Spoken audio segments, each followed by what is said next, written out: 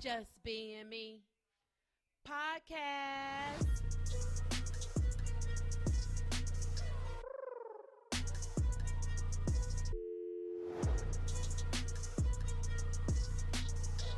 Your girls, Margot and Mary.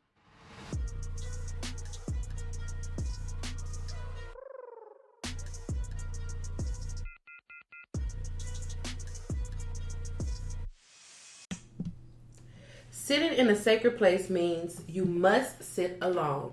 There are times when we each have sacred blessings to learn. These are lessons that will push us to the limit of our greatness. At these times, it may seem that others are abandoning, rejecting, or criticizing us without just cause. They are not. No matter how hard we try, we can't seem to do, say, or be what others expect of us. We can't. The harder we try to pull others to us, the further they move away.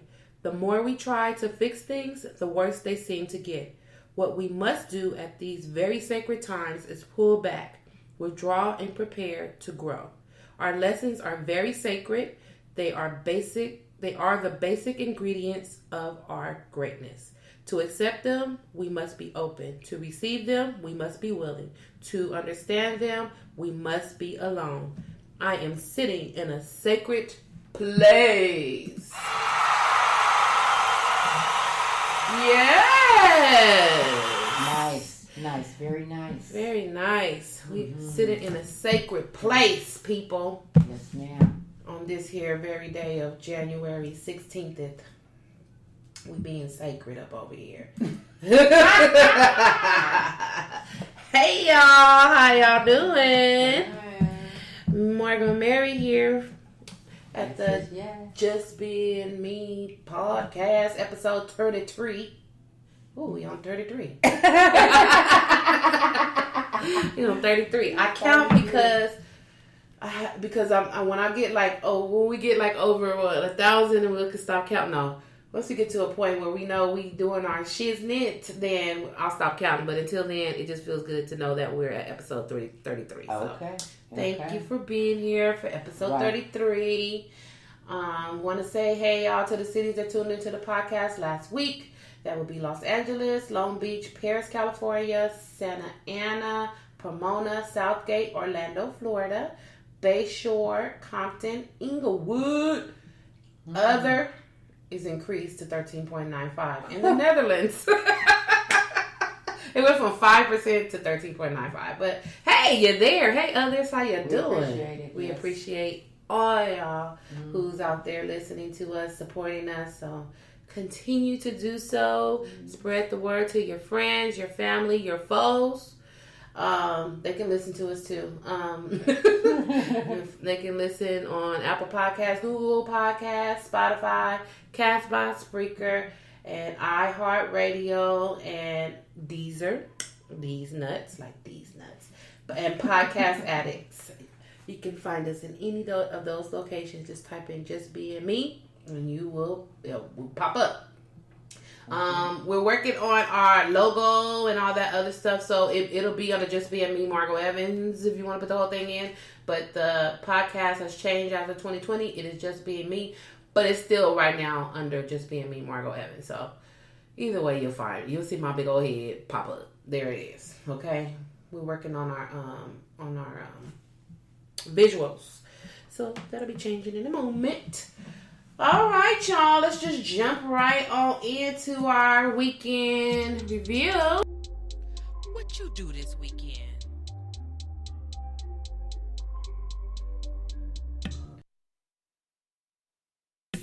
What you do this weekend? I'm just having a real problem with the microphone today. Everything is like on super delay right now. What you do this weekend, Miss Mary?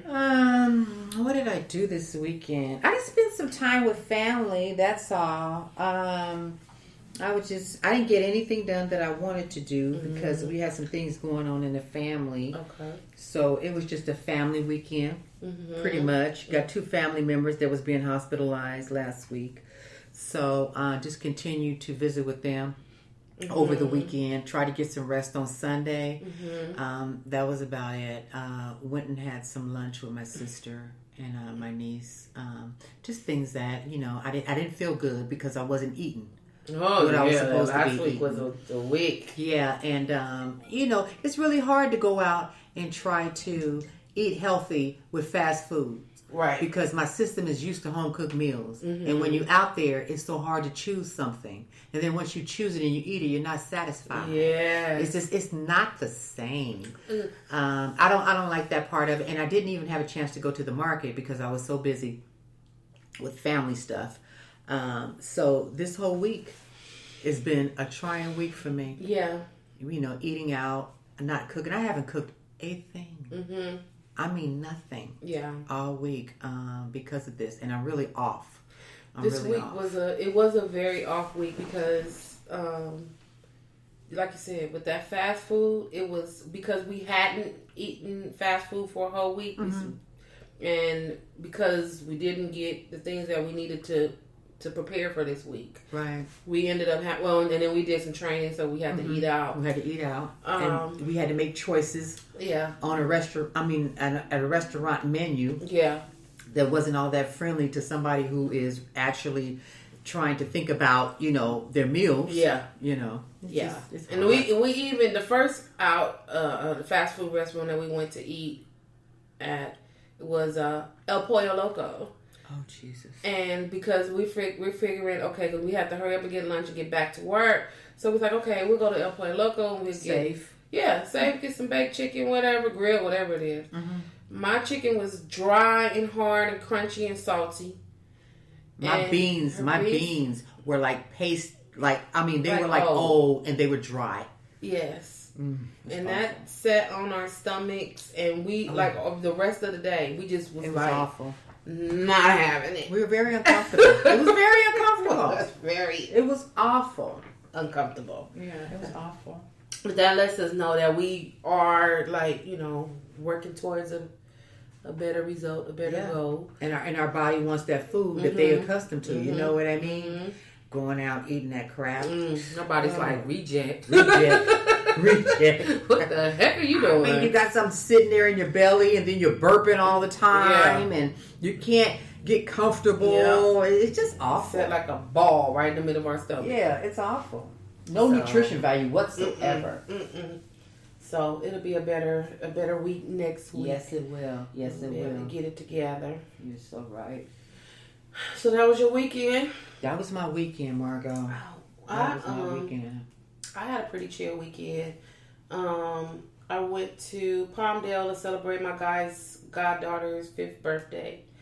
That was the only thing that we did this weekend. Was go drive all the way out to Palmdale.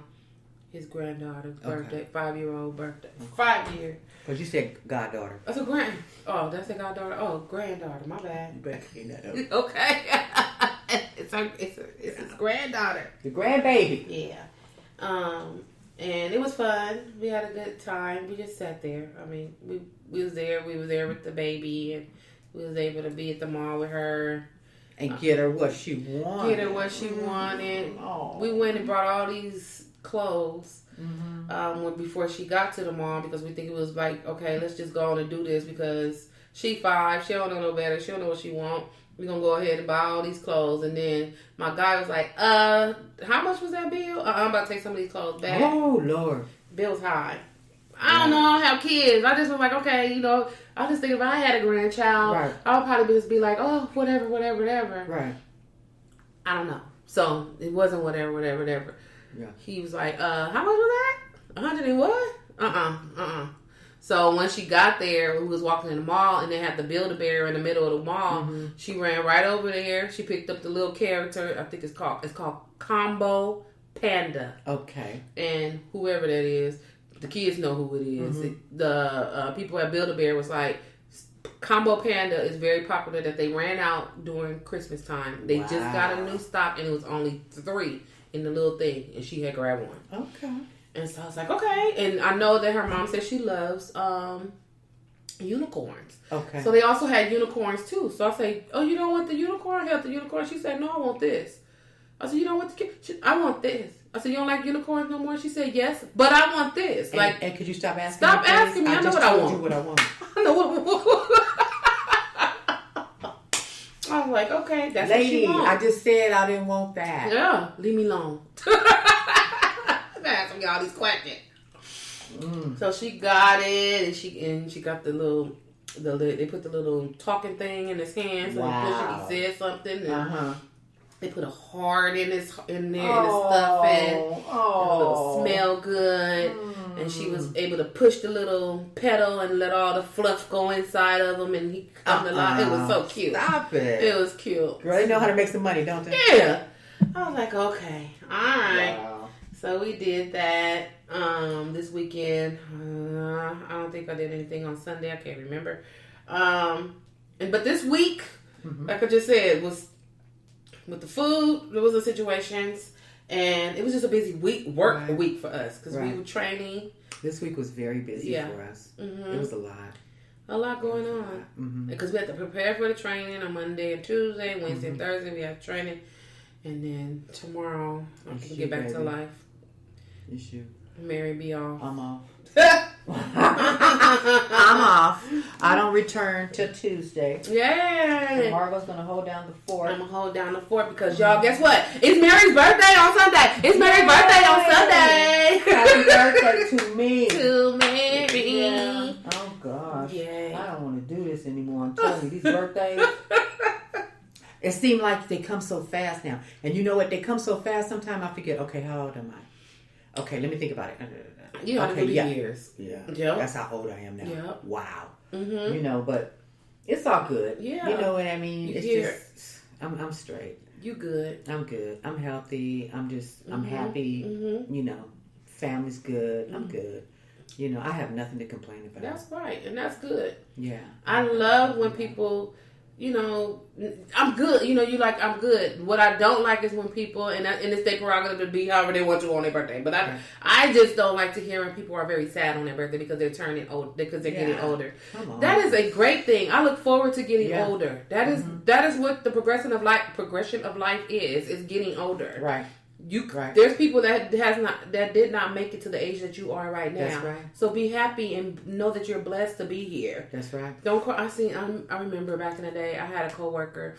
She was turning 50 and she cried the whole day. What? So she was turning 50. Really? I was like, what? Why are you crying? Filthy 50. Yeah. You Girl, bask in that. I can't wait to turn 50. Yeah. I'm about bask in my 50ness. And, I mean, what is she so afraid of? Oh, that was what are crazy. you crying for? That was crazy. You don't feel good? Right. Take your 50 to a new level. Yes. And The only thing that really, really got me, the only age where I was not happy, when I turned 30. Why? Because I felt like I won't be able to say the word 20 anymore. 22, 23, 27, 29. I won't be able to say 20 anymore. Oh, yeah, I'm a real adult. A woman. I'm going to be saying 30. Yep. You know what I mean? So it's like, at that point in my life, I'm like, I'm grown for real. Because I'm saying 30 now. Right.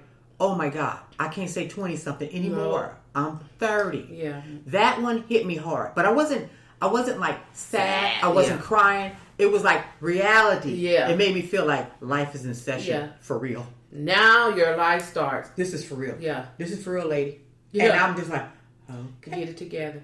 When you say that you're 20, you could, you know, it's still playtime. It's still playtime.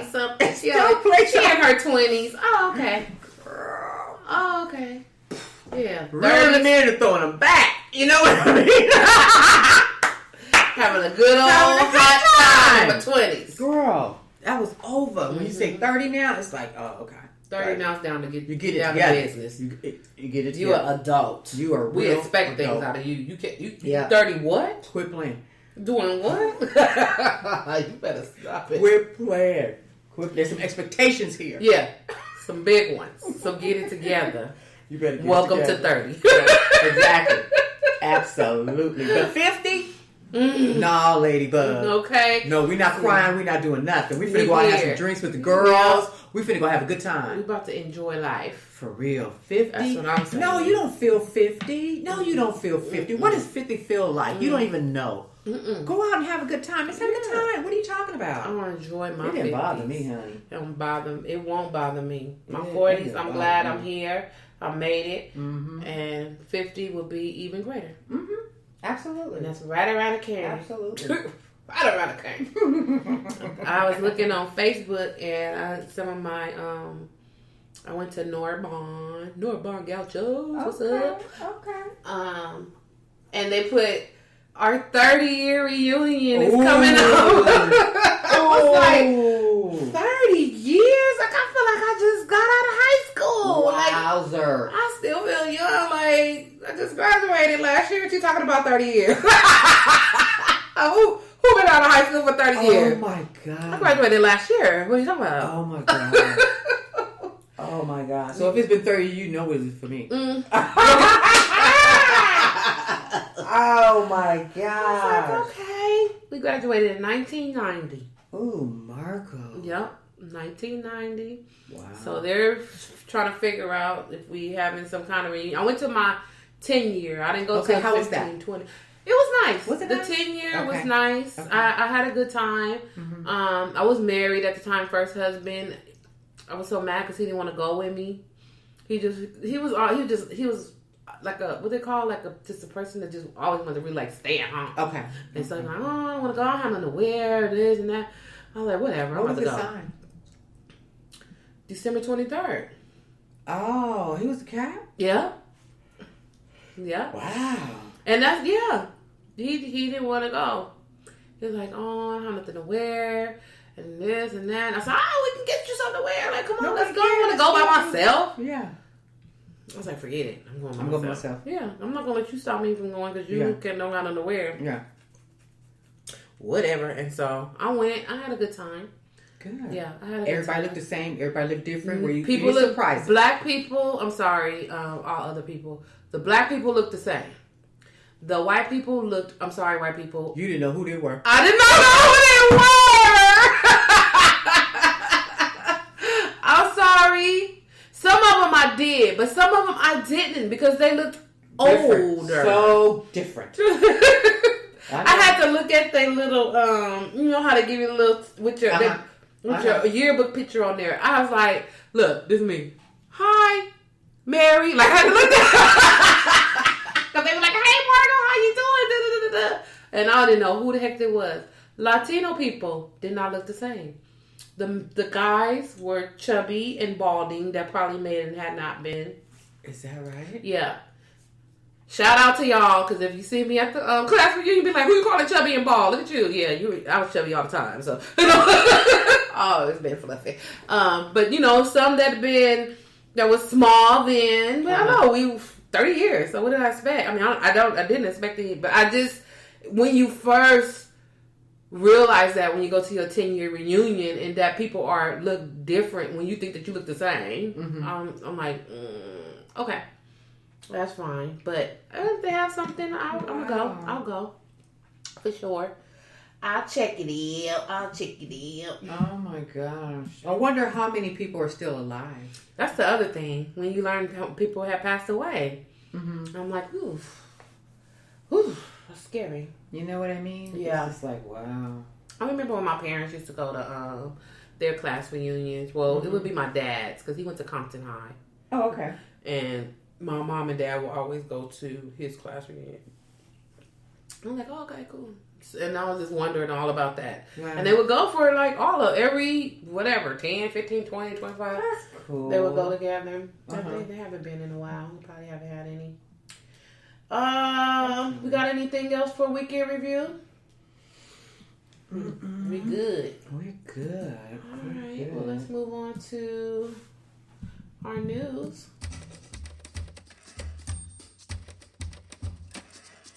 Today in news. So today in news, if you were on your Twitters and I'm gonna call that Instagram, you may have seen this week, Young Jock, the rapper. Oh. They had Young Jock.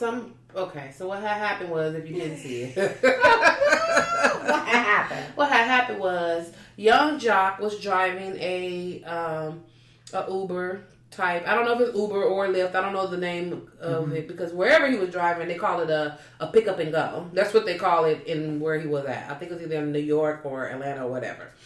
And so he picked up the passengers. He had a hoodie on his head. And so the girl was in the back and she was talking. She was like, are you, you sound like somebody I know. That's what she said. You sound like somebody that I know. Okay. And then he was like, okay, like who, whatever. He didn't say who, just like whatever. And then she said, are you Young Jock? And she said, he was like, well, I'm pretty, you guys figured that out already. Mm-hmm. Yeah, I am. Mm-hmm. And so then it was a guy's voice and he was like, oh, so did you fall off? What does that mean? So Young Jock is a rapper from back in the day. One saying "getting down," something. You're getting down. I don't know. You gotta say the song. But anyway, he was on right now. He's on Love and Hip Hop Atlanta. He's one of the characters on Love and Hip Hop Atlanta. Okay. So when he's saying, "Oh, did you fall off?" He's like, "Oh, you was on Love and Hip Hop, and now you driving a pickup and go." Oh wow. What does that matter? Why would you say that? He's doing a job. Yeah. So why are you shaming him for doing a job? You don't know why he's doing it, for extra money or whatever. In between job, whatever. Yeah. That's his business. Wow. And so he's like, oh, so you guys... So it was like a put down? Yeah. They wasn't even trying to get autographs and talk and say, hey, what's up? Put me up on this. How you get on this show? Blah, blah, blah. None of that. Right. Wow. Nope. Sometimes we can be so cruel. So cruel. That wasn't even necessary. Why are you over here criticizing this man because he's working? So unnecessary. That's like the guy from what was it? The Cosby Show? The Cosby Show that was working in the Trader Joe's? Yeah. So what?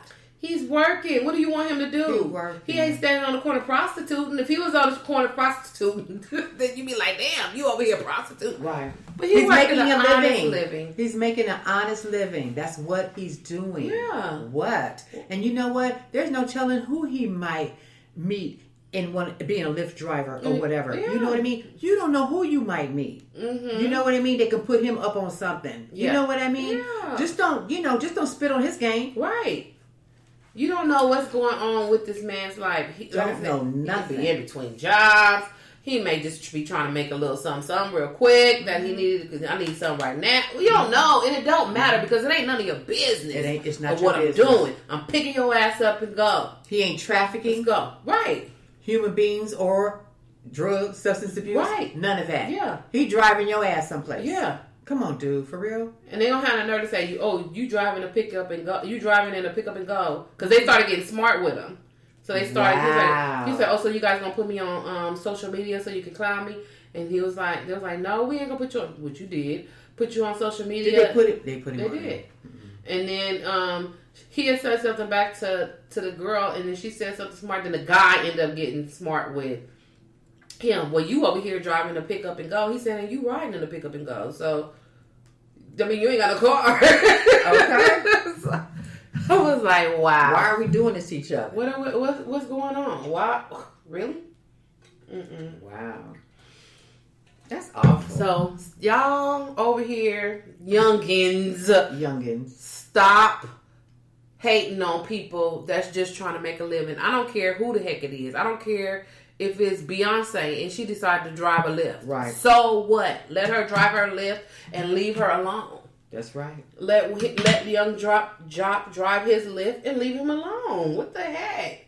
You don't have to do that, because one day that could be you. That could be you. And you wouldn't want nobody. So you pick up your friends from school who you graduated with, and you driving to pick up and go. Thank you. And they doctors and they lawyers and they all of this, and then they come in there and they start recording. Oh, look at Johnny driving pick up and go. Right. Or they come in there or whatever, and they getting some stuff at Target, and you checking them out. Yeah. You bringing them up. Stop it. Stop it. Okay. Stop it. Just stop it right now. Yeah. Or they pulling up in a parking lot at Walgreens or whatever, and you out there sweeping up the front wall. Right. Come on now. Stop. You wouldn't want nobody to be, oh, Johnny, this is what you do for a living? Don't You do wouldn't it. want nobody doing you like that, so don't do it. That's Don't not fair. do it. The Royals. Yes, girl. You know, everybody's talking about him. Everybody's trying to shame him, really. Everybody's trying to shame them because they left. They left the castle. Yeah. You know what I mean? And it's really sad because a lot of us were happy because it was a black chick. Yep. He got him a black girl. Got him a black girl. Everybody's happy. Oh my God, he fell in love with her. Oh my God, she is biracial. You know what I mean? We're going to be in the house. Yeah. We in there. For We in Crenshaw. there. We in there. Make it for You know, Crenshaw. and it's really sad because all this stuff stopped coming up about her father. Right. The pictures that we saw, to be honest, I mean, everybody kept moving the camera to her mother's face, which was not called for. Right. They wanted us to see that she had a black mother and her mother was there. Right. Her mother looked nice, mother was Looked dressed good. nice, everything. Yeah.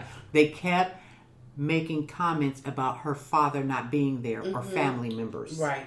Okay? Which was none of their business or none of their concern. Okay? Meghan and Harry decided to leave the castle. Deuces. Leave the queen. And to start a new life for themselves and their new baby Archie. So they are moving to Canada. Peace. Okay. Wow. Now,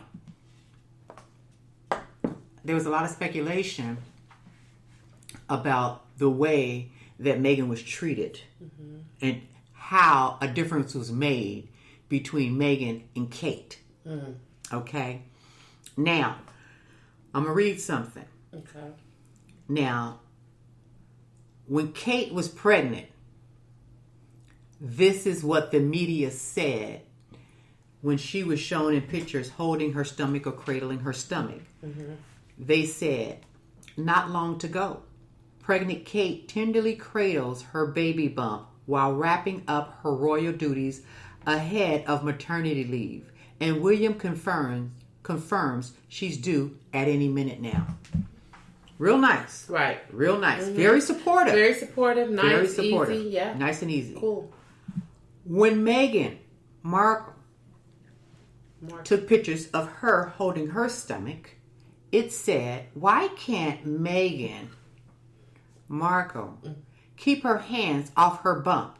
Experts tackle the question that has got the nation talking. Is it pride, vanity, acting, or a new age bonding technique? And they're doing the same damn thing. And they're doing the same thing. Now they got experts saying they had to get experts to determine why she's holding her baby bump. Come on. That's a lie from the pit. Come on. It's a problem that the black girl is pregnant by a royal. Right. That's Come on, what y'all. the problem is. Come on, y'all. This is just one incident that has been shown on social media that was made a difference between her and Kate. Doing the same things. Doing the same things. And her husband, Harry, said he did not want, he felt that his wife was being criticized. He felt that there was a lot of bias. He felt that there was racism. And he said the differences were made Right. in her and Kate. He said this. He also said that he wanted something else for his family. Okay? He did not want to see happen what happened to his mother to his wife. Right. He did not want his Ooh. son to feel the way that he felt when his mom was killed. Right. So he wanted out. Yeah. And can you blame him? Because you know what? He's not next in line for anything. Right. It's his brother. His brother next. And then his brother's kids. Right. Okay? So he way down the totem pole. Why not get out while you can? Yeah. And he's not hurting for money. Yeah. He is straight. Trust me. His mama left him and his brother some money. Right. You know what? The father got them some money. The queen got them some money. They say he's worth probably 36, 37 million. Wow. Well, he good. She is worth, I think, between 4 and 6 million. Okay. They straight. They're good. And then Health they care gonna in make Canada money. is free. Oh, they real good. Oh, they're good. They real good. They gonna be living good. They don't have to worry about anything. They don't have to worry about anything. They don't have to worry about the royals. They don't have to worry about those Brits. They don't have to worry about any of them anymore. They can live their life freely. You know what I mean? That's just like us with Juneteenth. We free. Yeah. Okay. We free. No, we out. Yeah. We are so free from this. We don't have to worry about high tea. Right. You understand what I'm saying? We don't have to worry about these big old long drawn out church services, these boring ass Christmas mornings. Right. We don't have to worry about all this kind of stuff. We don't have to do it. Go. We are not shackled by the queen and the court and whatever it is. I don't have to have permission from my mother to come and see my son. Right. You know, all that, it ain't for me. You know, and I'm saying like this. I am taking my hat off to him because he's saying, I'm speaking up for my wife and what I don't want or whatever, so I'm getting my family out of here. Yep. Exactly. Take your throne. You can have it. I'm straight. Do you it. understand? I'm about to go live my life. We're about to go live our lives. And now everybody is saying, she took him. Right. They took our prince. She took our prince from us. That's a man that has a mind of his own. And he decided that for his family and the safety of his family, he wants to move them out, remove them from there and be in the States. So, don't blame it on her. Don't blame it on her. He knows what happened. He knows what happens behind the scenes. He knows what happened. He knows what happened with his mom. He knows who his dad married. Right. He knows what happened to his Uncle Andrew. Right. You know what I mean? He knows all that stuff that happened. Come on, you guys. You guys, that family is not squeaky clean. Right. Not at all. Prince Andrew is a pedophile. Prince William cheated on his wife. Okay? Period. Prince Philip and Prince Charles, they say, planned her death. So, stop. He don't want to live under that anymore. He don't want to live under that. He knows what goes on under that roof. Yeah, his father had an affair with Camille. Okay, while his mother was alive, he always loved Camille, and he said he did. Why did you marry my mom then? Right. Okay, and then you treated my mom like crap. Okay, my mom divorced you. She went on her way. She lived her life. Okay, so now you go back and marry this woman. Right. For real? Yep. That's a spit in the face. Yep. That's a spit in the face. Yep. You know what I mean? And then it's okay. The queen may not like you, but you still can come and get in a picture shot. Right. With us, with the family. Right. That's mean. Yeah. And they have to look at that woman. Yep. They have to look at that woman. He don't want to be under that because you know why? He was going to be the playboy. That boy was out there hanging out, having a good time. Having a good time. Yeah. Remember that? Girl, I was like, catch me if you can. Yeah. He was out there doing his thing. Like partying, he was all over the place. They was getting mad at him. Yeah. Girl, they was getting mad at him and everything. He was the playboy. Yeah. But when he found somebody, he found somebody. He settled down. And I'm sorry she's not what you guys approve of. Right. But this is who I love. Yep. That's who he chose. Take it or leave it. Yeah. You know what I mean? And they treated her bad, so guess what? I'm We taking her leaving it. out of this. We're leaving it. And we going over We here. ain't And I'm taking going it. over here. Yeah. I'm sorry. He has his mother's spirit. Yeah. He has his mother's spirit. Just like she said, deuces. Yep. She did what Gots she wanted to do. Yep. And I really believe that they know what happened to their mother. Okay. And they know, okay, so I'm getting all this stuff about my wife. Same thing that was happening to my mom. Same thing was happening to my mom. All of them was talking about my mom. I'm getting my wife up out of here. I'm getting my wife up out of here and my son. We're not going to do this. Bye. And they left. Right. And good for them. Yeah. That was good for them. Because excellent. if she would have stayed in that country. Oh yeah. They would have ran them and they down. said that they want to just go on ahead and put in their resignation of their duties and everything. Somebody would have killed her. Somebody would have killed her. No, you messing up. He needs to be over there with his family. Right. You did this, so we're going to out you. Yeah. And we'll take him and the boy. Back. And like Diane. Yeah. Like Diane. They got our boys.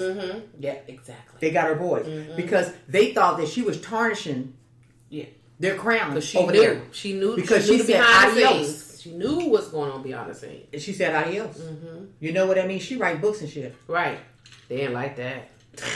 Queen didn't like all that. Queen didn't like all that. Shut it down. You know what? She gave him a call. Mm-hmm. Some Trump shit. Yeah. Do what you got to do. Right. Don't even let me know when and where. Just do what you got to do. Mm-hmm. But I want my grandsons. Mm-hmm. I don't want them nowhere near. Yeah. Just do what you got to do. Yeah. And they did. You can't tell me that didn't happen. Mm-hmm. And they did. And you know what? Diane got too big for her britches for them. And everybody was crazy about Diane. Yeah. Diane could do no wrong. Diane was out there living her life. She was having a good time. And they didn't like it. Yeah. The world loved her. Yeah. She took the spotlight. She took that spotlight. Off of them. She took it. Nobody was looking over there with him and Camilla and the Queen. And nobody cared about none of that. Everybody was like, oh, what Diana doing over here? Yeah. Oh, she in Africa. Oh, isn't that so nice? Oh, look at her. She's doing this. She's doing that. She's doing this. That's where the spotlight was. That's nobody caring about what was happening over here. Nobody cared. Nobody cared nothing about them folks. Right. And she didn't like it. So she did not like off it. with their heads. Off with their heads. She had to do what she had to do. That's right. Well, I congratulate I'm happy Meghan and Harry Me too. on their saying peace. Yeah. Out. Okay. Got to live our lives. Deuces, man. And do what we got to do. Mm-hmm. Ooh, oh, okay, that was your okay. So moving right along.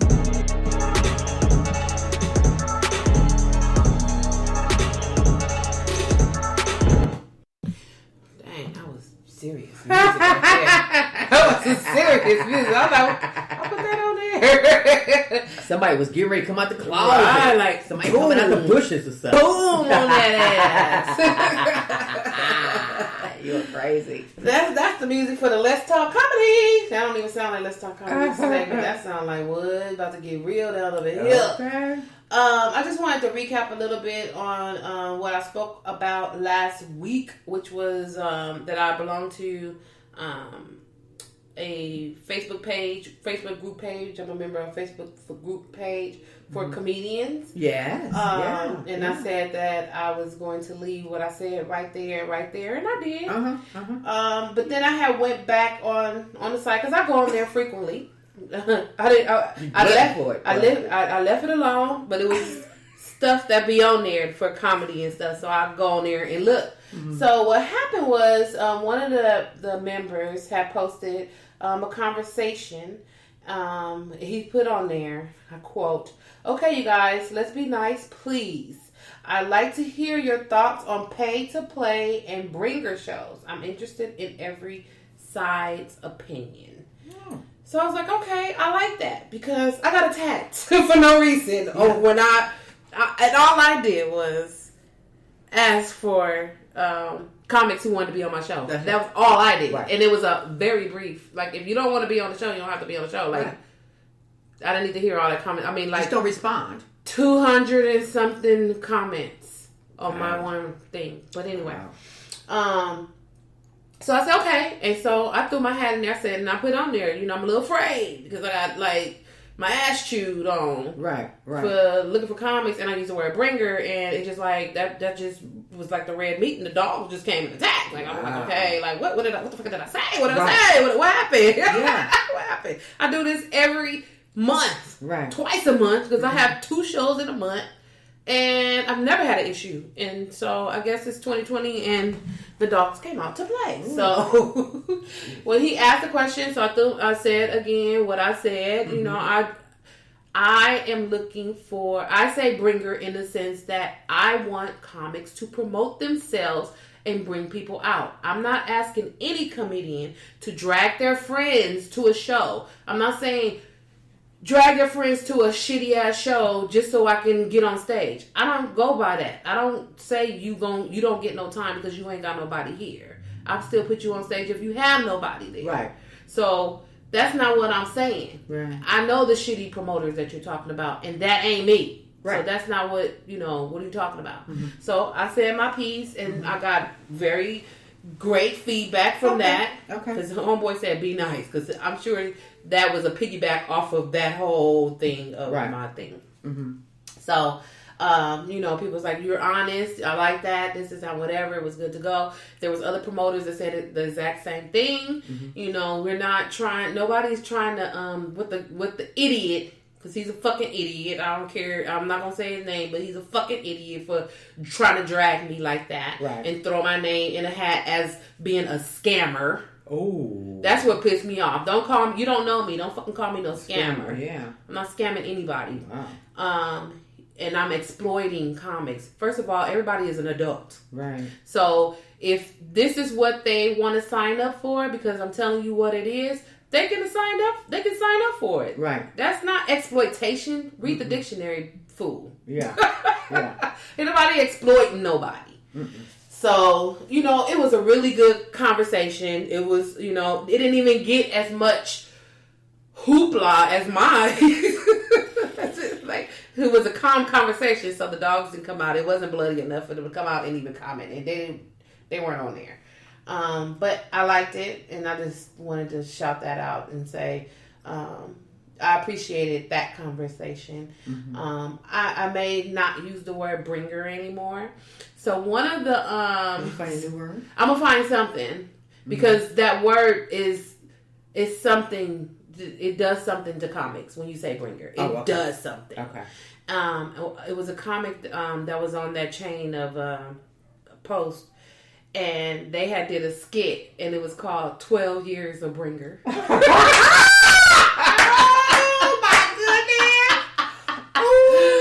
It was so funny. It was funny? Funny. It was a black guy, and he was. It was two white guys. They were playing basketball, and the black guy was sitting like at a park. Okay. And he was over there with his paper and pen, like trying to write his jokes. Okay. The two white dudes walked over to him and was like, "What are you doing?" He said, "Oh, I'm trying to write my my stuff for my comedy." He said, "Oh, you're a comic?" And he was like, "Yeah." He's like, "Oh, okay, well, come with us." And so they walk him over into a nightclub, and then they close him up in there. Okay. And this other comic sitting around, and he's like, "You're a bringer." And everybody is like brainwashed, like, you need to bring 10 people to our show in order to perform this, that. He's like, I ain't doing that. They're like, don't talk back to him. Like it was like the master and the slave. Oh my God. It was so hilarious. Are you serious? I commented, I said, that was what I needed. That was so cool. I said, I'm never going to use the word bringer anymore. Like it's the N word. I'm not going to use the B word anymore. I'm going to find another word to call it. Like they call us African Americans. I'm going to find blacks. I'm going to find something else other than a bringer because it just like incites people. Not even hearing anything. Not even contacting me to find out what the fuck I'm talking about. Right. So that is hilarious. People are so creative. They are. Yeah. It was so People cute. are so creative. I love it. I loved it. It was very nice. So that was that. Like I said, I left that right there. I do go on that page just because they have like just comments and stuff like that. And I'll read over it and I'll still go on there and post. I'm looking for comics because that's what I do. I'm not going to let an idiot fuckface. I still have some kind of situation with this dude. Yeah, you do. And, I'm going to let that person run me away. Yeah. So also in comedy this week, comedian Mark Curry. You remember Mark Curry from back in the day? He was hanging with Mr. Cooper. Yeah, I used to watch that. I did too. I always watched it. He says that Steve Harvey stole one of his jokes or some of his jokes. Wow. So it says that Mark Curry this is from TMZ, Mark Curry put Steve Harvey on blast for allegedly jacking his jokes and using them on his show twice. Ooh. And video evidence to show Mark has a case. So I have Is he suing? What is he doing? What do you mean? So okay, wait. I'm gonna play Mark's joke. Okay, let me see. Halloween was a trip. Halloween, we couldn't afford no Halloween costumes. Hey, kids, please. Mama sent us down to the liquor store and put boxes on us. We didn't know what we were. I don't know what we are. I don't know. She didn't tell her. I think we UPS, I guess. I don't know. Okay, so that's Mark's joke. That's his joke. Okay. Here's Steve's joke. You've heard me say that every Halloween I had the same outfit on. Every year. I just had a brown box. I wasn't nothing sad. I just not asked my father, could I have a new outfit? And he said, no, just wear the same one. It was just a brown box. And he just told me to tell everybody I was a UPS man. Same joke. That is the same joke. Now, in comedy, it's the same punchline. It is. It really is. It's the same exact punchline. Wow. And when I first heard this story, I was like, okay, there's very similar jokes. I have a joke where I talk about being waxed and having the wax snatched off. Right. There's a comedian by the name of Yamanika Sanders who also has a joke about being waxed. Oh, okay. It's similar. But it's our experience. Right. The way that she said it was her experience. The way that I said it is my experience. Right. Okay. The way that Mark Curry said that it's his experience at Halloween when he was was a child. Mm-hmm. Steve, really, what's your experience? It can't be the same exact experience. No. Both of y'all parents said y'all UPS at Halloween. But that just don't. Were your neighbors? What happened? Mm-mm. What happened? No. And so, I mean, Steve need to really come out and say, I'm sorry. I'm sorry. I'm sorry. I'm sorry. Just say I'm sorry. There ain't nothing wrong with it. Don't keep going back and forth and talking about, I don't know what joke you talking about and this, that, whatever. That's funny. You need to just say that you're sorry. Just say you're sorry. That's it. And why don't you? Right. He said he didn't know. Now you do. Now you know what joke it is because he said he didn't know for real. Steve said he didn't know. Yeah. I don't know what joke. I don't know what joke you're talking about. So Mark Curry was on some, I don't know which talk show he was on, and he said that he was trying to talk to Steve Harvey. Steve Harvey walked away, and he kind of brushed him off or whatever. Steve did? Yeah, that's what Mark Curry was saying. They said Steve a monster though. Mm. They said he really something. But the thing is, what got me when Mark Curry was talking about that, because he was very upset, which rightfully so. Whatever. Rightfully so, though. Yeah, come rightfully on. so. But what Mark Curry said, he said, so he's like, well, Steve had this big show because this is recent, and Steve don't have the show no more. Steve had that big show and everything, and he taking money out of my pocket. Yeah, he not taking money out of your pocket with that one joke or two jokes. He not taking money out of your pocket. It's disrespectful. It's disrespectful as hell. And don't come off like it's yours either. Don't come off like it's yours. Yes. But he's not making money off of that joke. No, he's not making money off of that joke. So don't say he's taking money out of your pocket. You making money on your own merit of who you are and your jokes that you tell. You can tell that same joke. That's your joke. Right. So I'll still tell the joke. But he's not don't say that the man is taking money out. Now, even if he did he can't even do your whole set and be you. Right. So he's not taking money out of your pocket. Don't say that. It was rude. It was disrespectful. He owes you an apology. He owes you an apology. A public one. And you a cheat. Yeah, you a cheat. He a cheat. And a sneak. That's what he is. That right there, I agree with him 100%. But when I heard him say he taking money out, because he taking money out of my pocket. So I wonder how many other people's jokes he took.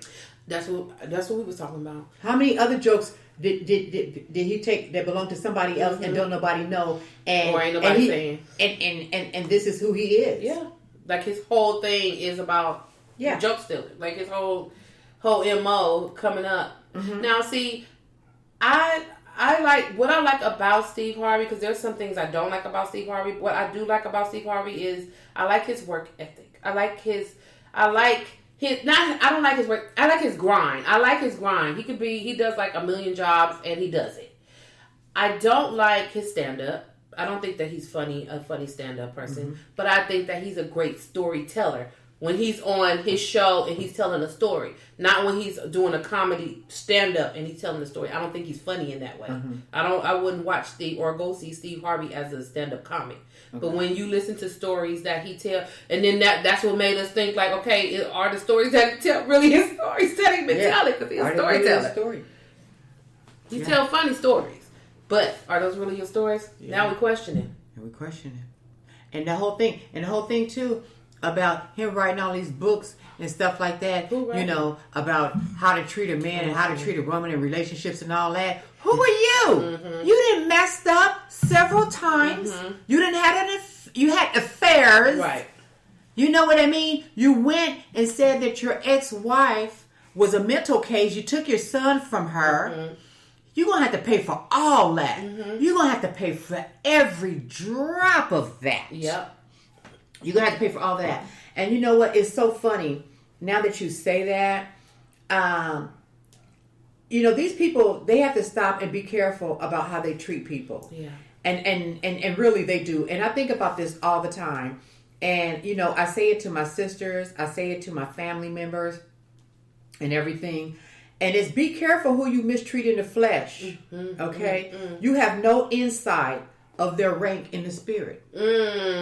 Okay. You don't know what God got for them. Right.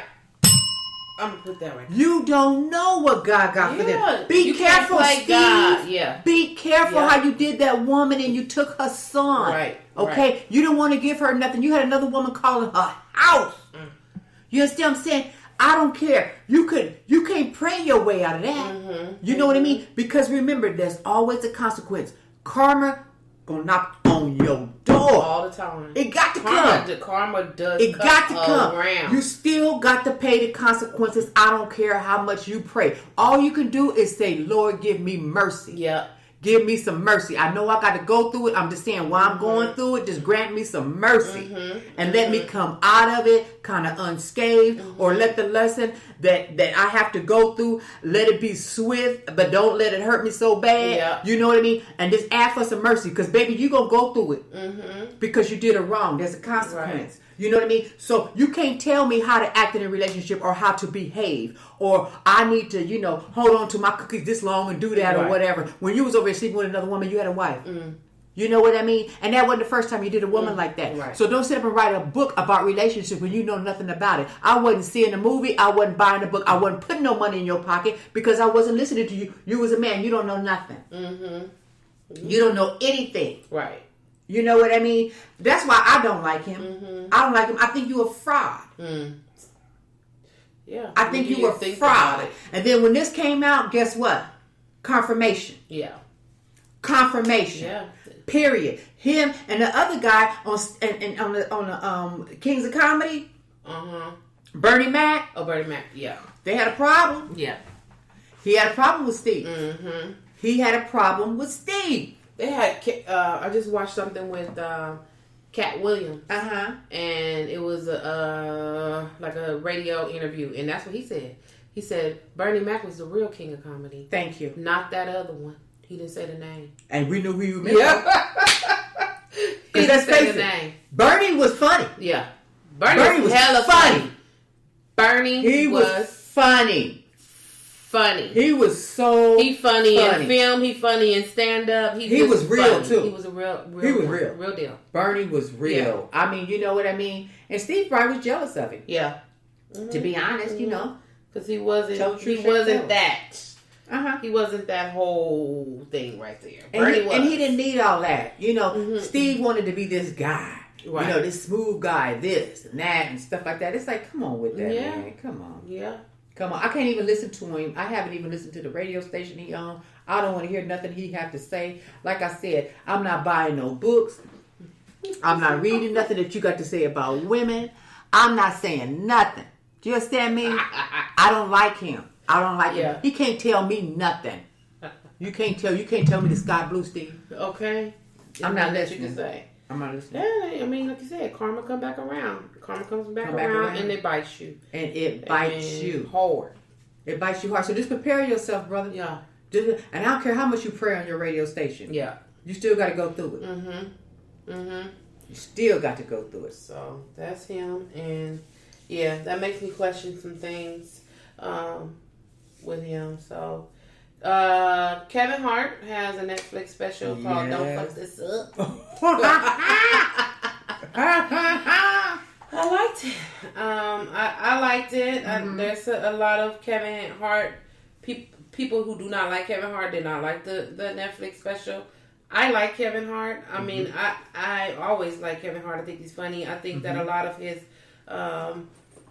his comedy is just real. I like it. I like him. I really do. You like him? Yeah. Okay. Now the things that he's done, questionable. You know, I don't fault him for not apologizing again for the Oscar.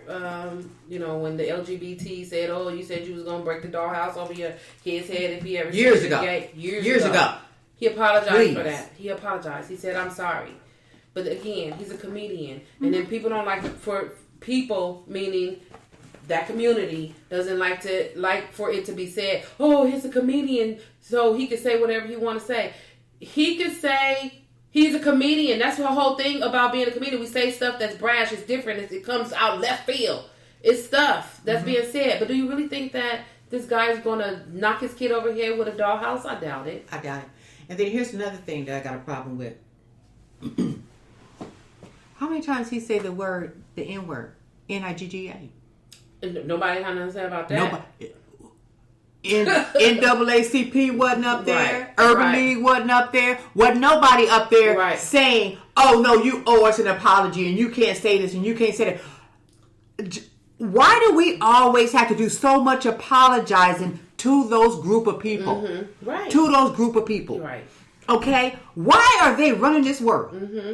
You can't do this. You can't do that. You can't do this. You can't do that. Do this. You know what? We're not robots. We have opinions and we have feelings. We can say what we want to say. If we being honest or whatever, and it would hurt you or whatever if you found this out, or you're making a joke about it. I'll break the dollhouse over. That's comedy or whatever. Right. He's just joking. He does not mean that. Why does he have to apologize for what he said? Right. And keep doing it. How many times do I have to say sorry? Yeah, and it's just ridiculous. You know what I mean? And then they said, well, he didn't say it right. Well, he didn't mean this. Well, he didn't mean that. You know what? I'm just like what he said. I'm done.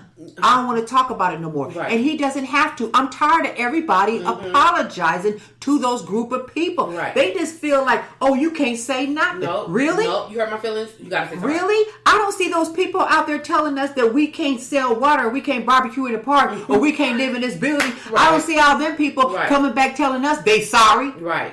They sorry. I'm sorry. I didn't know that your black ass lived in this building. Right. I'm sorry that I called the police on you. Okay. I am sorry. Ain't none of them apologize. I'm sorry I shot you because I walked in your place. Yeah. In your place. Exactly. And I shot and killed you. I'm sorry. No. I'm sorry that I accused your kid of stealing something or touching me on my butt when he was on his way out the store. Roll film. Right. He didn't touch you. Right. Okay. Where's an apology in that? No apology tours needed. None of this stuff. But all of a sudden, when it comes to these group of people, everybody got to apologize. Everybody got to watch what they say. I'm done. I'm done with it. We ain't got to do all that no more. Who in the fuck are y'all?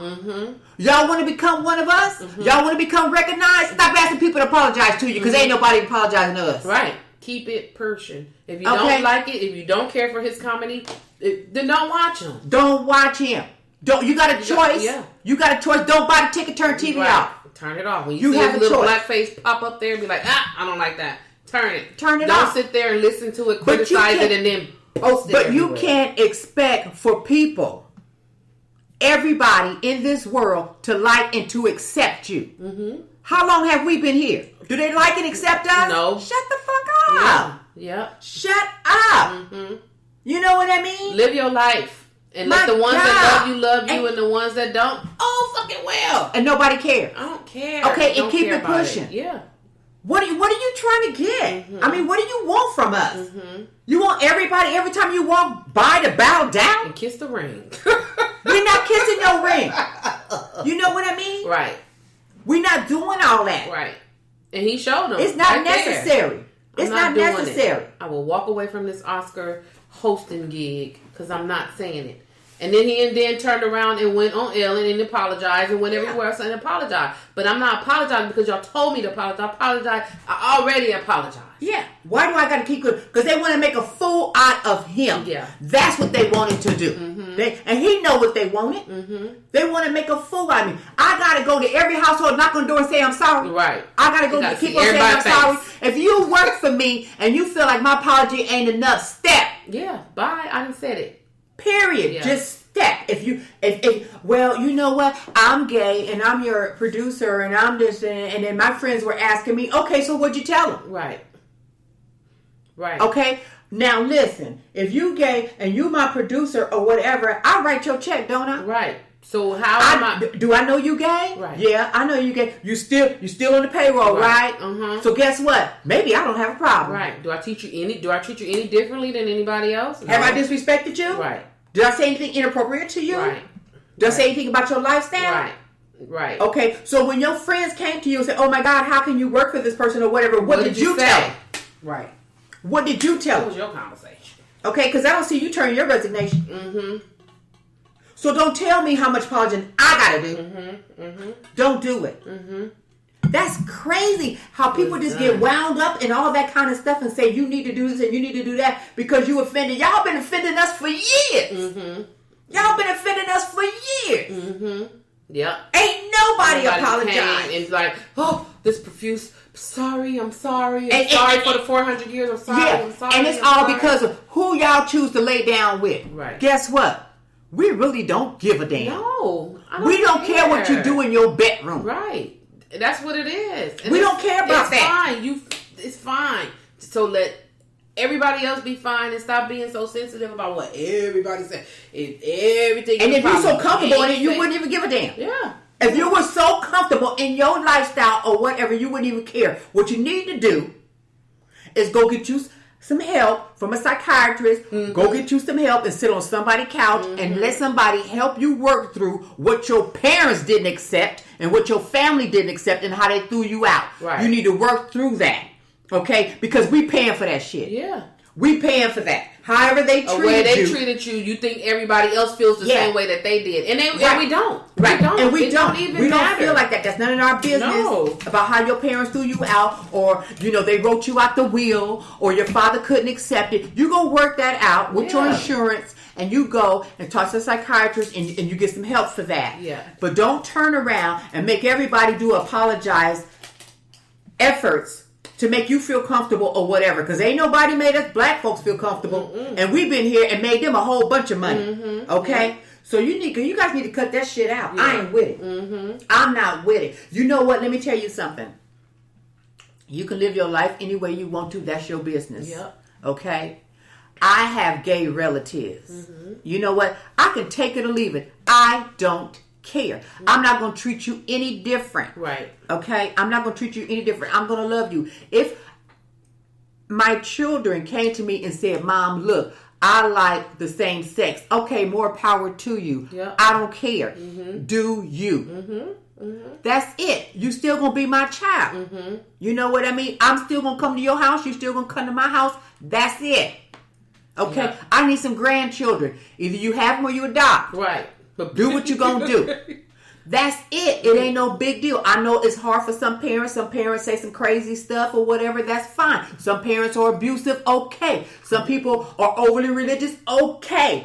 But what I'm saying is we have to do so much apologizing to this group. It drives me nuts. Right. It drives me nuts. It don't take all that. Right. It don't take all that. Don't paint that.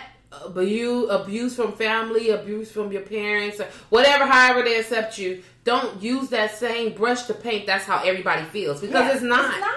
It's not. Everybody don't feel that way. So don't treat us like you think that that's how we feel. That's not how we feel. It's not how we feel. But we don't have to keep apologizing for every single thing that we say. Everything that we say that has to do with that community has to be like walking on eggshells. Yeah. And be like, okay, did I offend anybody over here? I'll make sure I don't offend anybody. Really? Come on now. Ain't nobody got time for all that. I don't. I can't. My mind don't even think like that. I can't. Whatever comes out is going to come out. Exactly. First of all, I don't have that kind of bone in my body to be like mean. So it ain't, I know that I'm not saying it in a mean way. Right. But if I make a joke about something, don't come for me. It's a joke. Ha ha or no ha ha. You don't have to ha ha with me. You don't have to ha ha with me. You really don't. No. Just be like, I don't like her type of comedy. And stop jumping on the bandwagons. Yeah. Oh, yeah. You know what I mean? Stop jumping on the bandwagon when somebody say, okay, so now we got to get Ellen DeGenerate in it. Okay, so what is she, a spokesman? Right. The guy on CNN, he the Lemon, Right. he the spokesman. Right. Who are these spokespeople for the gay people? Right. They put them up front, and the talking heads for everybody, and everybody like, You yep, know, what he said. And then you got what? Call me. Why I gotta call you? Right. Call me, Gavin. Call me. What Call me am I for gonna what? call you for? For what? Why? You gonna give me a sensitivity training or what? Dude, stop. Why do I have to call you? Stop. I don't have to call you for what? Ugh. There's no reason to. Ugh. You know what I mean? It's just, some people, if you just gay, live your life. Yeah. Let's live your life. Like we had to do. As black people. We live in our lives. Mm-hmm. Y'all been offending us for years. Mm-hmm. And we're like, okay. And we Okay. keep pushing. Okay. Keep it pushing. And I know it surprised you guys that we're doing okay. Yeah, we're doing fine. We didn't make $1 out of 15 cents. Yeah, okay. But I'm just saying, really, you guys get over it. Mm-hmm. Y'all going too far with this mess. Yeah. Calm down. Yep. Got everybody like. Why you guys need so much attention? Right. You claim you don't want none, But it's right there. but you want it. Like, spotlight off, on. Put it back on me. I'm Here over here. I am. over I'm here. gay. Here Right. I am. See the Right. way I walk. See the way I dress. I Uh-huh. dare you to say something. Right. Yeah. So we're going to be rallying on you. Stop. It's all good. Just You stop against it. this. You're against that. Just stop it. You know what? And I did. I felt I was with him on that. I'm done with the apology. Anybody got to do all that? I'm done with it. Mm-hmm. I'm done with it. I really did enjoy it. I really did enjoy the show, the Netflix special on that. There were a couple of incidents that made me feel a little uncomfortable. One of them took place on the airplane. Did you see that part? I did see that part, and that took me like I was like, what? Wait a minute, what? Kevin, hold back, hold on. What are you talking about? But he did recap. When he recapped it, he said, I was wrong. The alcohol took over, and I was wrong with what I said. He went off on one of his homeboys. That was his trainer. Yes. He went off on him. And he got and what real he was nasty. What he was saying is, do you own a home? Right, Do you have there a it is. home? Do you own a home? He was like, to me, he was fronting Yes. a little bit. He was and making flexing homeboy on. feel bad. Yep. He like, wait a minute, what? I was working before I met you. I'm Right. going to be working after you. Right. But that ain't what I'm asking you. You got a home. Right. Do you have a home? He was up in his face Yes. with his finger pointing and Yes. everything. And in front of everybody. Mm-hmm. You know? So, you know what? I would have told him, yes, I have a home. You know what? My home could be in a trash can. That could be my home. Where I my lay my home head could is be my home. an apartment. My home could be a house. Right. You know what I mean? It's a home to me. Mm-hmm. You know what I mean? So what do you want to know? Do I own some property? Right. A What house? are you getting at? What are you getting Right. at? What What are you getting at? Yeah. You know what I mean? That was just cold, man. That was very I cold. couldn't. That was hard for me. And it was after the fact that he did. I appreciate he said it after the fact, but in the moment it was like, what? What are you doing? It was harsh. What are you doing? What are you It was saying? very harsh. And is this you? Ooh. Is this you?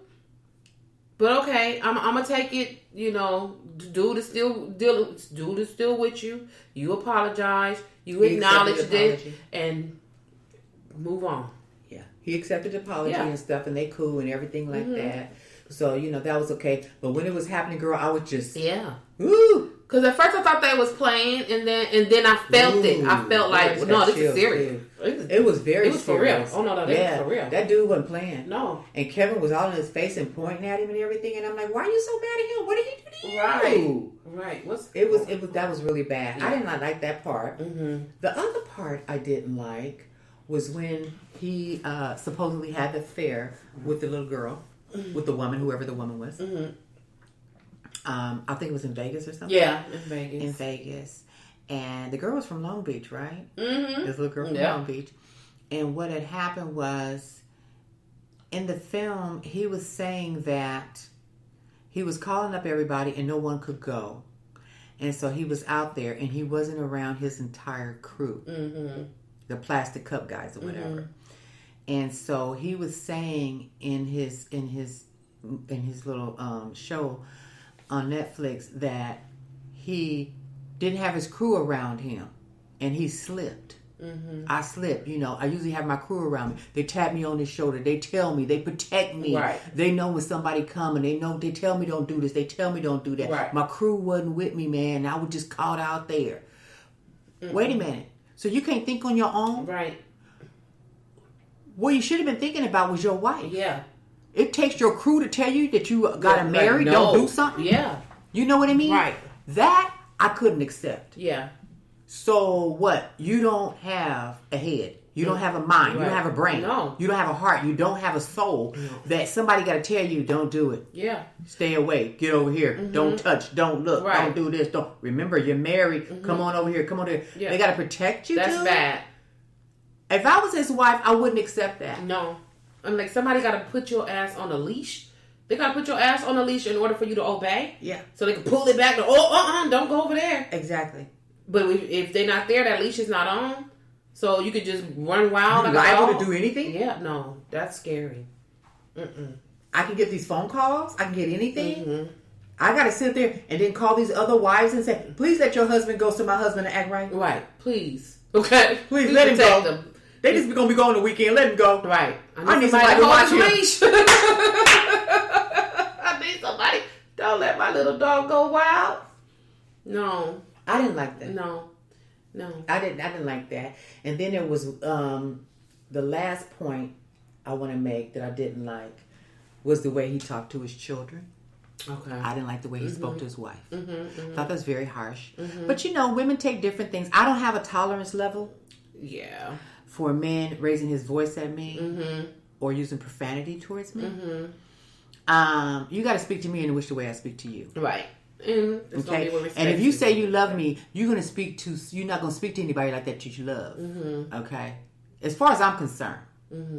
Okay. There was one scene where him and his friend were sitting downstairs and they were drinking and they were just talking and laughing. And his daughter was up at the top of the staircase. And she was just sitting there, kind of Indian style, and she was just listening.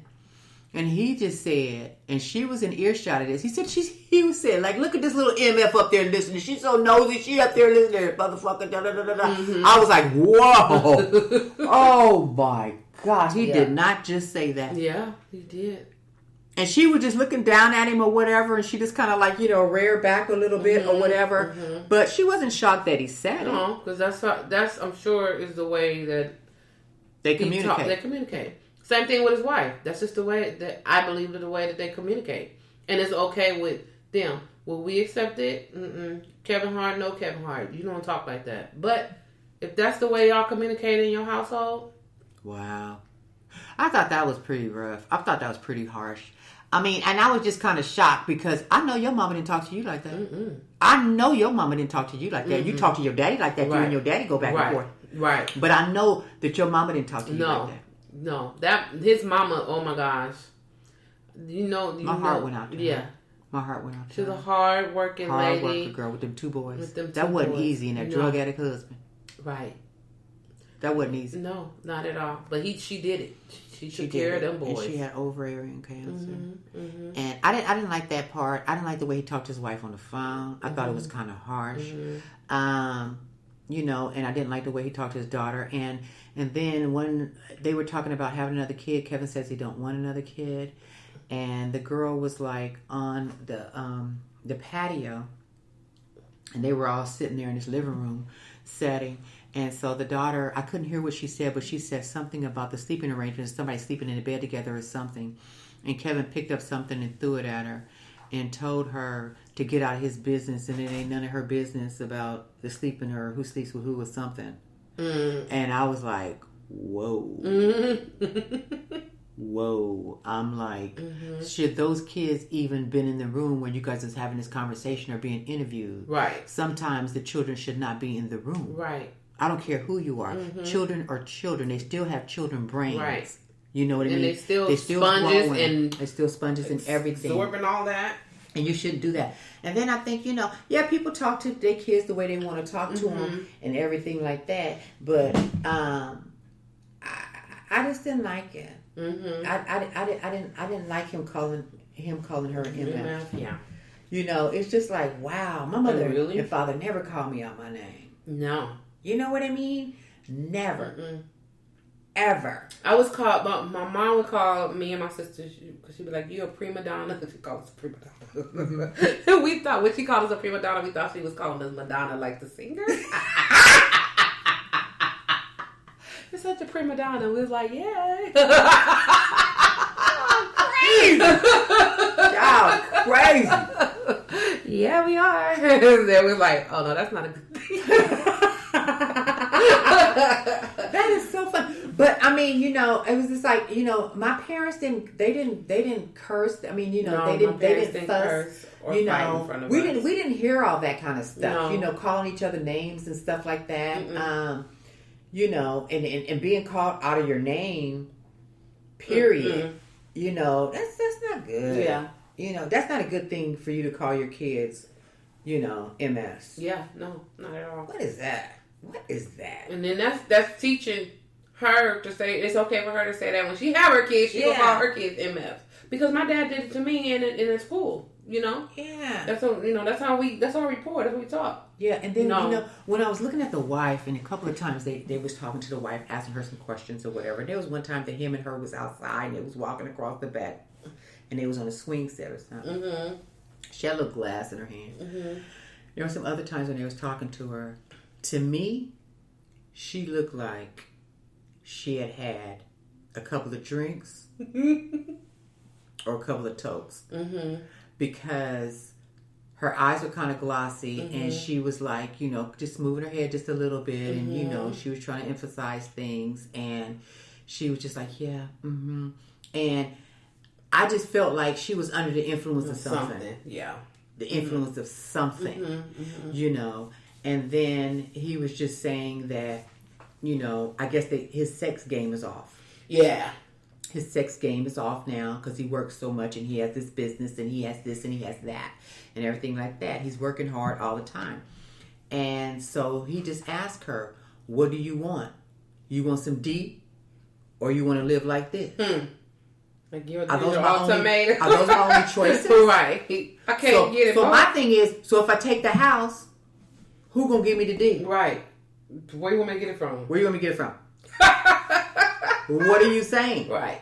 You know what I mean? And it was like, really, dude? Yeah. Because you ain't here all the time. It's so funny. I couldn't get the D. Because marriage has really just left. Oh, yeah. Oh, yeah. It's not. They don't even like look at marriage in the anymore. Like, oh my God. I mean, dang, really? So what, we just existing together? Yeah. We just here. We just coexisting. And their house was dirty. Their house was not clean. No. They need... what was she doing every day? Right. Why he out there hustling, getting up at 4 a.m? Right. And he come back and stuff. I mean, did you see them sit down for one meal? No. I didn't see a maid. I didn't see nobody cleaning. No. That place was nasty. You had dogs walking through there. Yeah. Did you see that? Yeah. I'm like, I know that place smell bad. And it's a big place. I was like, ugh. No, you gotta have some kind of maid or something coming through Somebody there. need to be cleaning up something. Because it was just like stuff. It was just stuff everywhere. Yeah. I was just like, you can have it.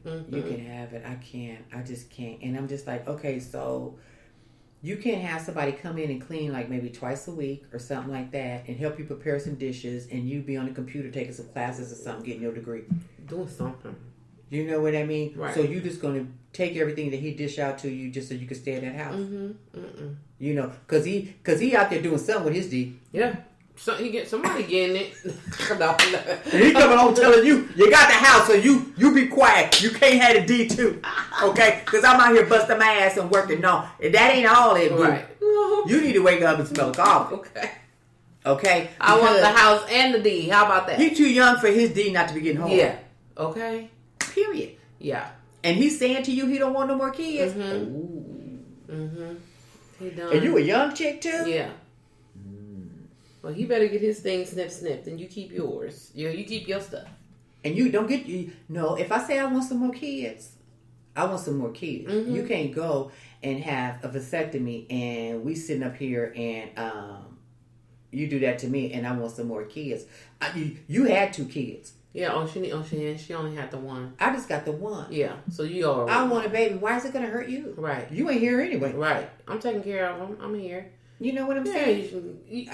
you ain't got to do nothing but shoot the shit up in there and you walk away. What are you talking about? You want more kids? You ain't here. And while you was pregnant, you the one that slept with a girl. Right. So you owe me another kid because you made my whole pregnancy just. But you know what? You're not gonna sit up here and tell me I can't have a baby, though. Right. Why are you out there to put your D someplace else? Right. Why I'm pregnant? Right. So you owe me that kid. That's the kid you owe me. Don't tell me I can't have a baby. You owe me that. Those are the parts that stuck out to me that I did not like. Yeah. I did not like those. But other than that, I thought it was very nice. Good. I thought he had some very good friends. I thought they were very supportive. I thought the wedding was beautiful. Wedding was very with his beautiful. friend and everything. I thought that was really nice.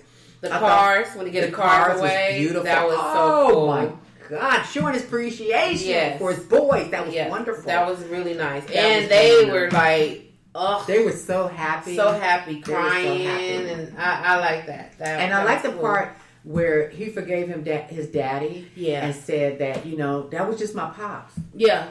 That was it. That was just my dad.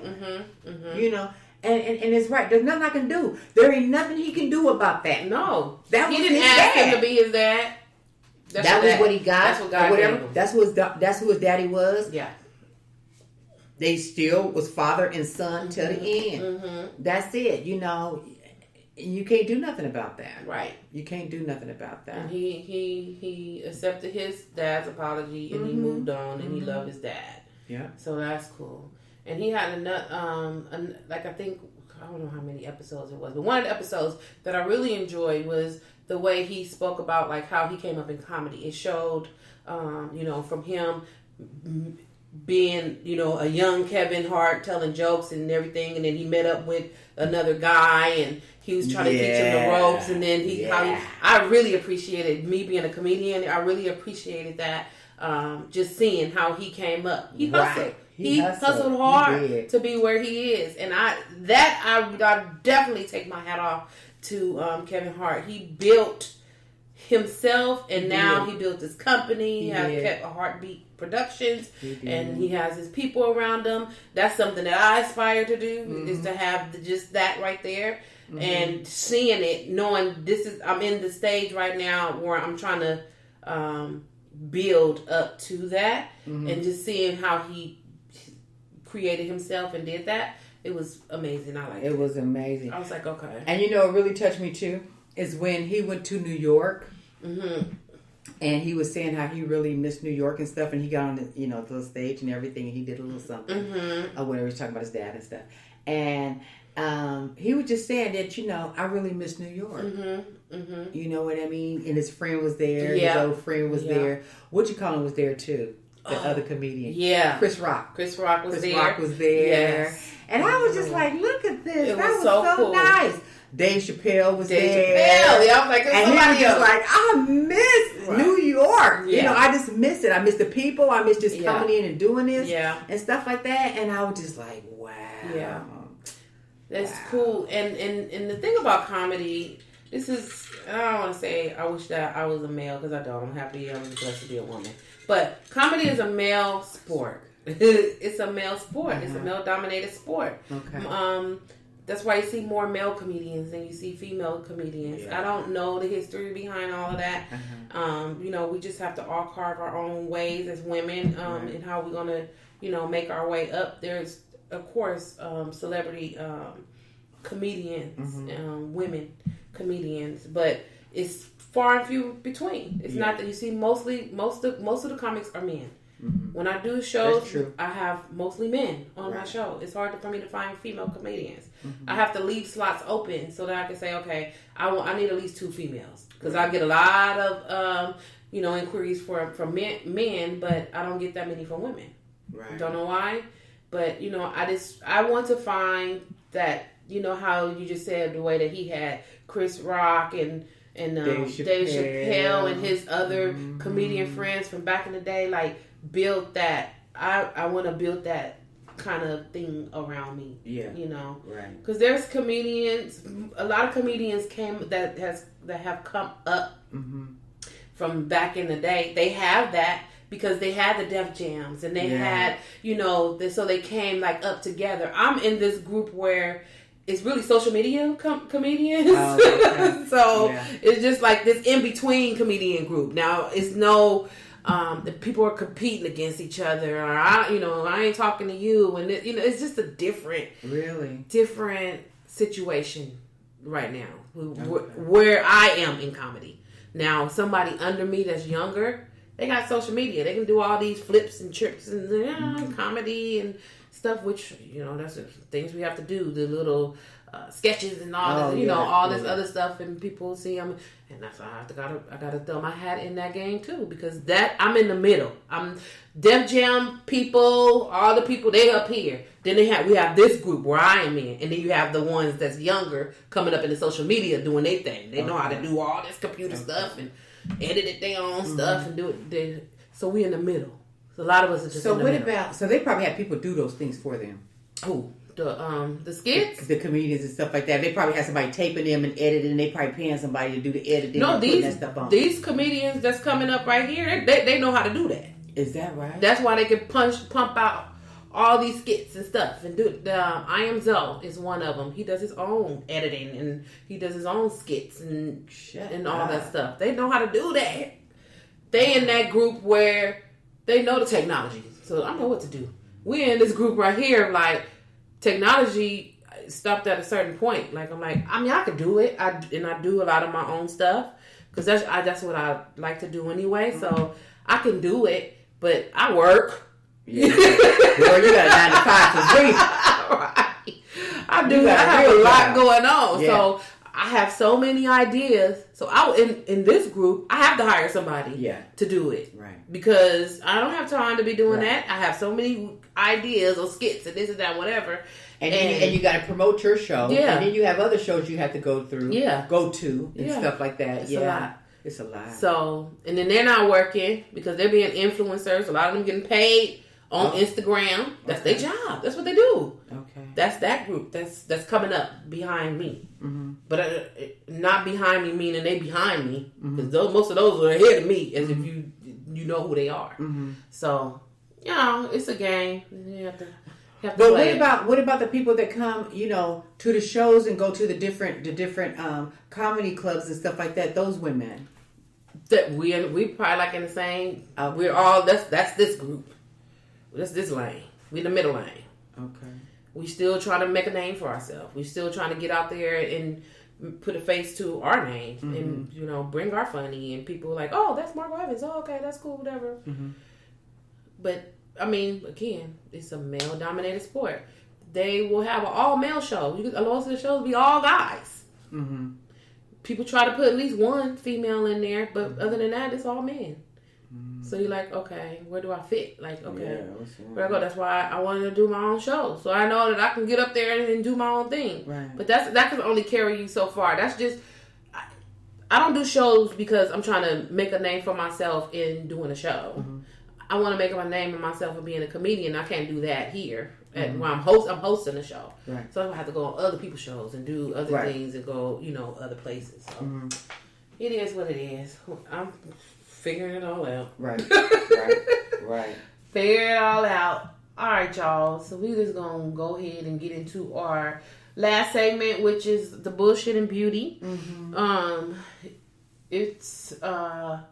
setting goals. So we're at the time of the year, it's beginning of the year where people set intentions, they set resolutions, they set goals and everything like that. So what the bullshit is setting goals is not a one-size-fit-all journey. Right. However, you need to figure out how you as a person operate in getting a result. Right. From the goals that you set. Mm-hmm.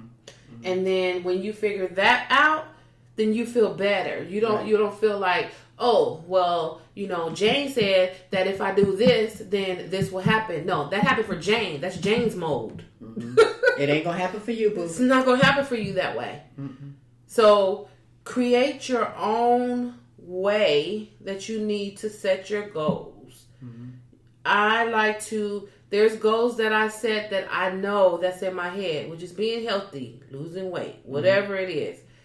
I always have that in my head. I don't need to write that down. That's just a constant thing that's in my head. Right. What I do need to write down is how am I going to achieve that result. Losing weight, being healthy is a result of me doing something. Mm-hmm. So I have to write down my goals to create that result. So am I going to eat better? Yeah, I want to eat better. Okay, how are you going to do that? Okay, I'm going to eat for like we're doing right now for 14 days, which I ate some candy. Mm-hmm. For 14 days, I'm not going to eat any sweets. Mm-hmm. You know, you write those things down so that you have something to look at. I'm saying that I want that I am going to create a production company to do comedy and do other things. Okay, so now I need to write that down. Okay, that's my result. What goals do I need to set for myself to get that result? Right. And that kind of stuff, I have to write it down. Right. I have to mark it off. Okay, mm-hmm. I tried that. I did that. Mm-hmm. Milestones, check back. You know, you got to do all of those things. But you have to figure out the way it's comfortable for you mm-hmm. to do that. Mm-hmm. However that is, you figure it out for yourself. And then you do it. You feel much better because it's right. your way. Right. Not the way that somebody else told you to do it. Right. So that's true. And it's different for everybody mm-hmm. because I have to say it, then I have to write it, and then I have to see it. Mm-hmm. You know what I mean? I need to do it 3 different ways. Mm-hmm. Mm-hmm. You know what I mean? And I just have to keep telling myself, and I have to see it to keep telling myself, you know. I have the vision boards. I haven't made me one this year, but, you know, I have all these journals. Mm-hmm. And I'm saying, I'm pretty good at doing stuff that I set myself out to do. Mm-hmm. If I say I'm going to do something, I'm going to do it. Mm-hmm. Period. That's just who I am. But as far as goals and long-term goals or where I want to see myself or whatever, I do have to write it down. I have to figure it out. And I start working on it. Mm-hmm. I really do. I start working on it. Okay, so this is what we're going to do. Okay, when are we going to start it? When are we going to do this? Okay, at what point are we going to come back and, you know, right. touch each other and say, okay, this is how far we got or whatever. Mm-hmm. I can do those things. You know what I mean? But then what I need to really think about too is I need to stop being the person that is so gung-ho on it. You know what I mean? Because I never leave any space for life. Yeah. You know what I mean? For something that may happen that may like, oh my God, may set me back for a minute. Mm-hmm. Because if I'm set back, I'm real critical on myself. Yeah. But life happens. Things happen. Yeah. You know what I'm saying? People get sick. Things mm-hmm. happen. You know, just everything. Mm-hmm. You know, anything can happen. So, you know, vacations and things like mm-hmm. that when you're trying to work on stuff. But you do need the mental breaks. Yeah. But, you know, when things happen with family or things happen at work or you're stressed out right. or, you know, whatever, health, anything could happen. You got to leave a little cush for that. Yeah. I haven't learned how to leave to allow the cush. Yeah. I haven't learned how to do that yet because I get gun-ho. Boom, boom, boom, boom, boom, boom, boom. When I know that Rome wasn't built in a day. Right. And I need to understand that. Mm-hmm. So, I just need to, you know, just keep doing what I'm doing as far as writing it out. We talked about some goals that we wanted to set for ourselves this year. Mm-hmm. So we just need to figure out how we're going to do that. Step 1. Okay, then after step 1, we're going to do step 2. Okay, and then we're going to do this. Okay, we're going to do it like this, and then we're going to handle this. We talked about it. Okay. Right. So my mind is okay right now. Right. We did it.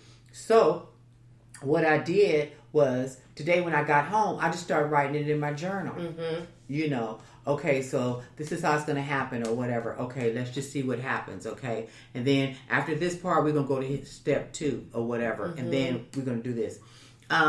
Because we talked about it. Right. So now it's there. It's in my head. So now I got to write it on paper. And now I got to see it. Right. Yeah. That's it. Mm-hmm. And then as things go on, I'm going to say check, mm-hmm. check off mentally and check off on the paper. I usually don't check it. I just highlight it. Right. Like I don't have to look at that no more. Right. I ain't got to look at that part no more. I completed it. I completed that part. Yeah.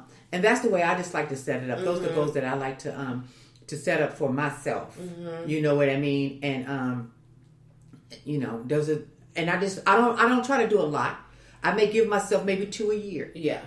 And that's the thing. Don't overdo it. Don't I don't want to overdo it. Right. Because then you get overwhelmed. Your mind gets overwhelmed. Right. It's like, oh my God, we have to accomplish all these things in this November. I did nothing. And then you just like, oh my God. You got to be realistic with it. Please. You got to be realistic. It could be one thing. Exactly. It could be 2 things, depending on what they are. It could be short-term goals. and long-term goals. Right. It may be something that have to go over into another year. Yeah, exactly. And sometimes they do. Yeah. Sometimes they do. And the thing is, and stuff like that, you can't sit down and eat a 4-course meal.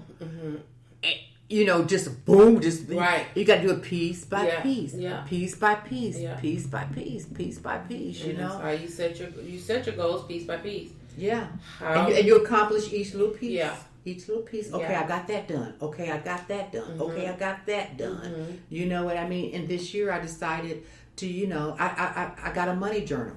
Mm-hmm. I'm logging everything. Yeah. Yeah. I'm logging everything. So I got 2 things this year. Mm-hmm. I got my money journal. Right. And then you and I got our thing. We do. Uh-huh. So it's just like, I'm giving myself those 2 things this year. Yeah. I'm giving myself those 2 things. Make it through the year and you accomplished it. Yeah. I want to see it. I want to see it accomplished Mm-hmm. in 2020. Right.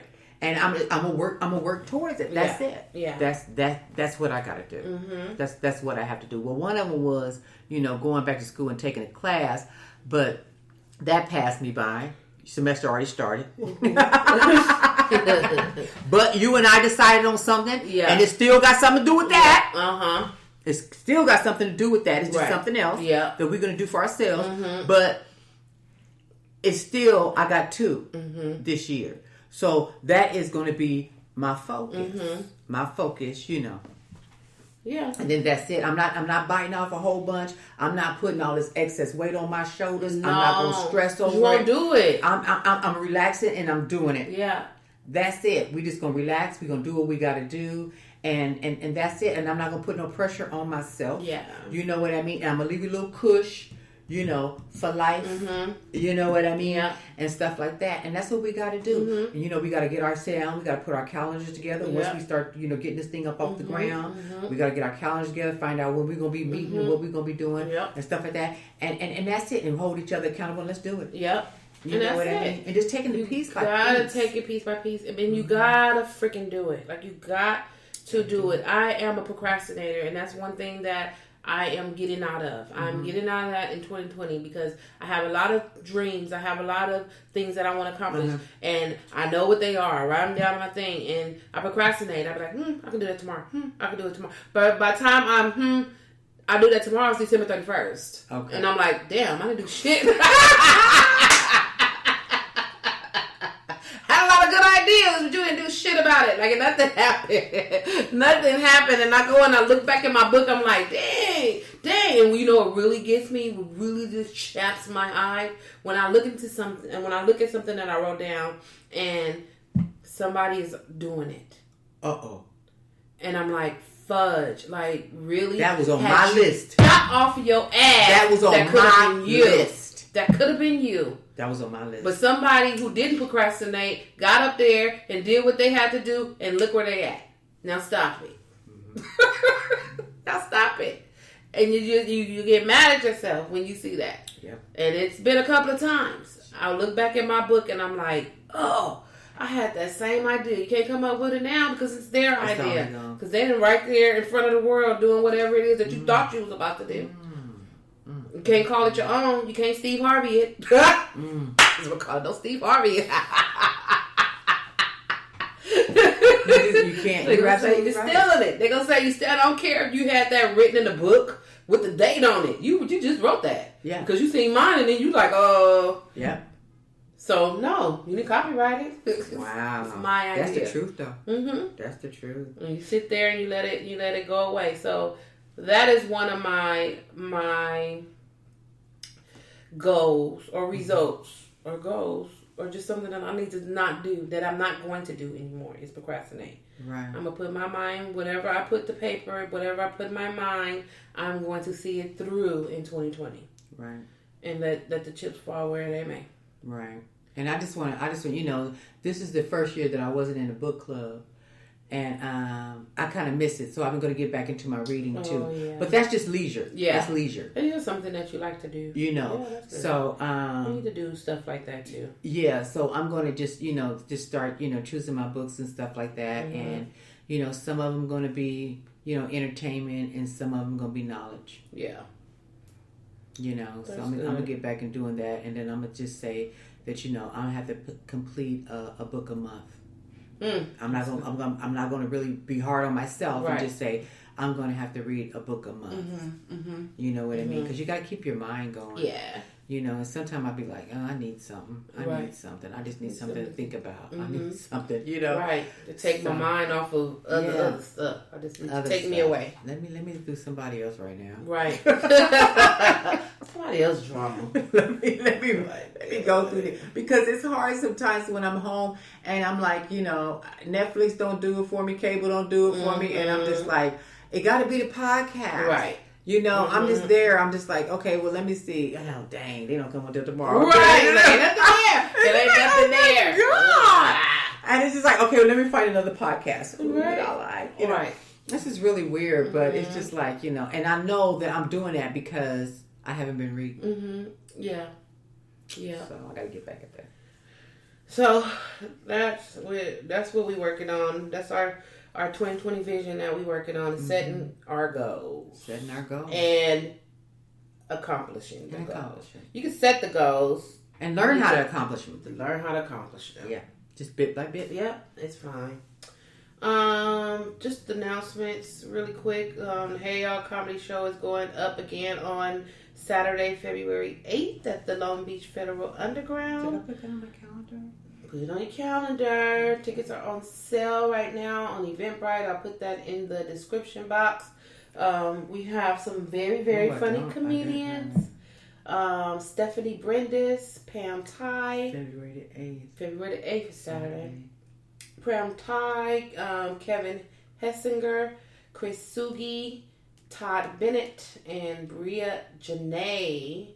And our headliner is Jamario McClain. He was on our last show. You remember him? He's the black guy. He was very funny. That I said that he did the body double for Genuine. Oh, okay. Yeah, okay. He's our headliner. He came in to our last show last minute when some comics were unable to make it. So we called him up and he came that day. And he did a really good job. So we asked him to come back. It'll be hosted by me, your girl, Margot Evans. And we're going to have a blast. It will be a fun thing. So we have reached the end of episode 33 of the Just Being Me podcast.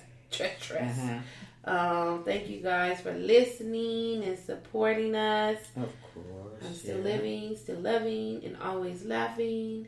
Until next time. What you got to say, Miss Mary? Good night. Have a blessed week. Until next week. Peace. Peace and blessings.